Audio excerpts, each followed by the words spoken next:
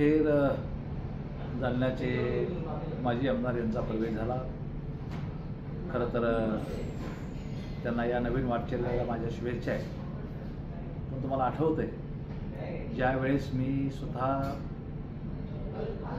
मूळ शिवसेनेमध्ये प्रवेश केला होता, धनुष्यबाणासोबत राहिलो होतो, त्यावेळेस या महाशयांनी गद्दार म्हणून माझा उल्लेख केला होता।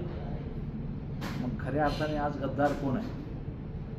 काँग्रेसने एवढं दिलं त्यांना, एवढी वर्ष आमदारकी दिली, नेतेपद दिलं, तर खऱ्या अर्थाने गद्दारी की कोणी केलेली आहे?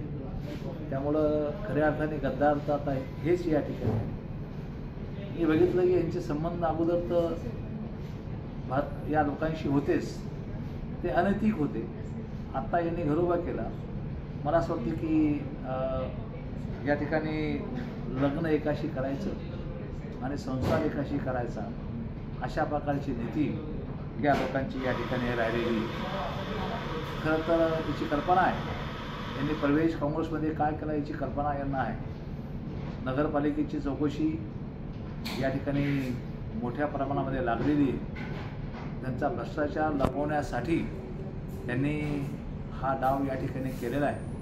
त्यामुळं काही असो, आता पक्षात आले त्यांचं स्वागत तर आम्ही केलंच आहे, परंतु आता स्वतः आम्ही नाही केलं। त्यांनी घोषणा केली की आम्ही एकटे लढू।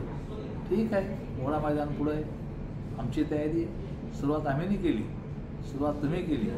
मला एक गोष्ट आठवते की एक बोकड असतो आणि एक खाटीक असतो। खाटीक काय करतो? बोकडाला आणल्यानंतर चारा टाकतो। बोकड खुश होतो खूप, किंवा आपल्याला खायला चारा भेटला, तो नंतर तोच खाटीक त्या बोकडाला कापतो। म्हणजे अशा प्रकारची अवस्था यांची आता या ठिकाणी होणार आहे। मला असं वाटतं की निश्चितपणे आगे आगे जगू क्या होत आहे, आम्ही समर्थ आहे। आणि आज या ठिकाणी आमच्या या दोन सहकार्याचं या ठिकाणी प्रवेशामध्ये नाव उल्लेख केला गेलेलं आहे। हे दोघेही माझ्यासोबत आहेत।